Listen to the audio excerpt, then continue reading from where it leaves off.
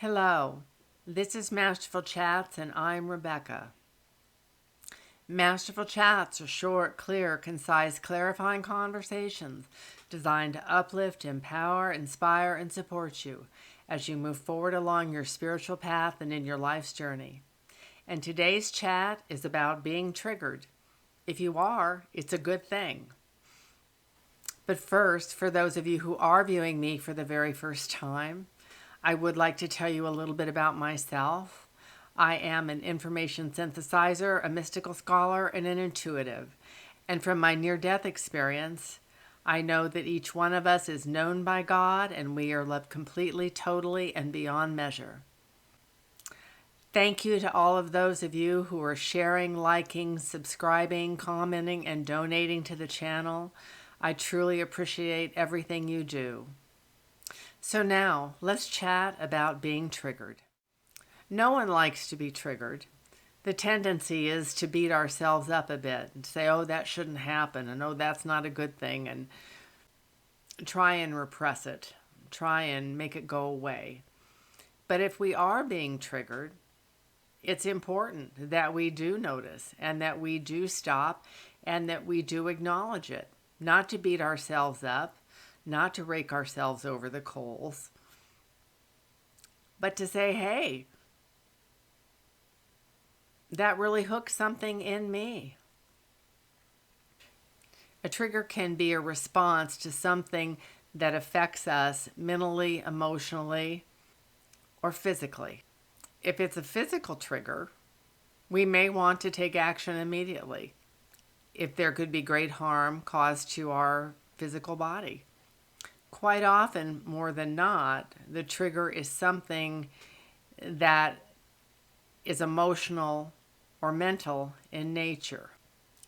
And as we move forward in these times of great chaos, each one of us is going to be affected by the higher and higher frequencies coming in. And with those higher frequencies, anything that is not in our highest and greatest good, that is not for our ascension, is going to want to be flushed out, to be cleansed, and to be healed. And triggers show us the way. As unpleasant as they can be, I think sometimes we find ourselves saying, well, I thought I was done with that, or I thought I'd resolved that. And we find out that there's just another layer. The old adage, we're just like an onion with layers and layers. And that is really quite true. So when you are triggered, more than likely, you don't need to respond immediately. More than likely, you can take your time to formulate a response and to analyze and be curious about what caused that trigger, what caused that emotion, what caused you to feel triggered, to be triggered. Sometimes we're very clear on it. We know exactly where the trigger is and what's caused it. Other times we may need to sit with it. And that is one thing in our Western culture that we do not like to do, is to sit with discomfort, is to sit with unease, is to sit with frustration or anger or sorrow. It's very challenging for us. But if we suppress it, and if we compartmentalize it, and if we ignore it, it's not going to go away. It may be quiet for a bit, but there will be a point in the future where it will be triggered again. So triggers can show us what still needs to be healed within us. They can tell us what we need to do for ourselves, for our own well-being. It may be something that is triggered from a childhood wound. It could be a relationship trigger from when you were an adult and you were mistreated or discounted. So it is important to sit with it and to figure out as best you can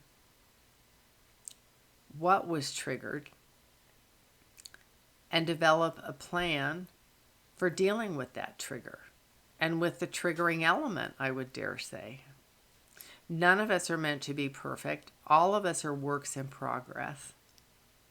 And quite often we are just far too hard on ourselves. If we could see how we are viewed as spiritual beings and we are held in such love and we are honored so much for coming down here and putting on these heavy bodies and making our way through the mud and the muck, we are revered. But we don't do that for ourselves, do we? No, we're very, very critical at times. We can be very critical and very harsh and cruel to ourselves. So the thing to remember is if you are triggered, it's not a bad thing. It's a good thing. Be patient with yourself and love yourself. Know that you can get to the bottom of whatever is causing that trigger, and you can heal whatever is being triggered at the appropriate time for you. Everyone is different. And sometimes we react and we're not even aware that we're being triggered. It happens. So if you can stand back and take a breath before you send that text or an email or make that phone call, and take some deep breaths and sit with the feeling and ask yourself, where is this coming from? And how can I respond in my highest and greatest good? Take the time to figure it out for yourself. And then you can figure out how to respond if necessary, if another person is involved. We're all going to be clearing out these deep-seated, unhealed parts of ourselves. And sometimes all we need to do is look at it and figure out how to take care of ourselves. We don't have to get down and beat ourselves up and go to therapy and change our lives. We just need to recognize it and integrate it, because triggers are simply unhealed parts of ourselves. And if we can love that part of ourselves and incorporate it and accept it, bring in, quote unquote, the shadow side of ourselves, we're making ourselves whole. And as each one of us makes ourselves whole, we make our families whole, we make our communities whole, and we make humanity whole.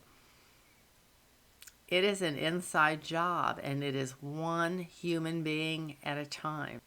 So be really kind to yourself and really loving toward your triggers.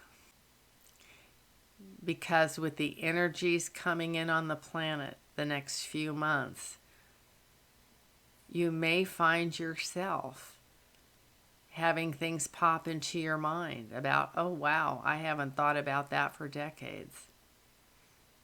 And gosh, I wish I could have done that differently. I think the thing to recognize is that, one, you recognize you wish you could have done things differently. But now, with hindsight and experience, if that does happen again, you will handle it differently. So on Schoolroom Earth, which we're all here learning our lessons according to our own time and our own path, triggers offer us a roadmap as to homework that we still need to do. Emotional and mental triggers are like highlighters of things that we still need to clear out and integrate. And we're all doing this. Sometimes we can get awfully weary and awfully tired. But take a snapshot of where you're at if that happens to you. Take a snapshot of your life and how far you've come.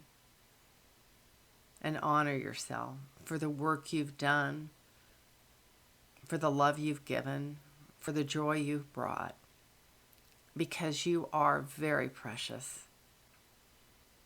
And I know that you would not be listening to this channel if you were not doing good things on the planet. If your presence wasn't a comfort to others. A friend once told me that if one person on the planet sleeps better because I am here, then I have fulfilled my soul's purpose. And so think about that for yourself. Be accepting of your triggers. Integrate them. Know that we all are works in progress. And that happiness is an inside job. Follow the joy, follow the love, follow the laughter in your life. Until we chat again. Thank you for being with me today for this Masterful Chat. I truly appreciate you. Thank you for commenting, sharing, liking, subscribing, wherever you're at in the world. Blessings.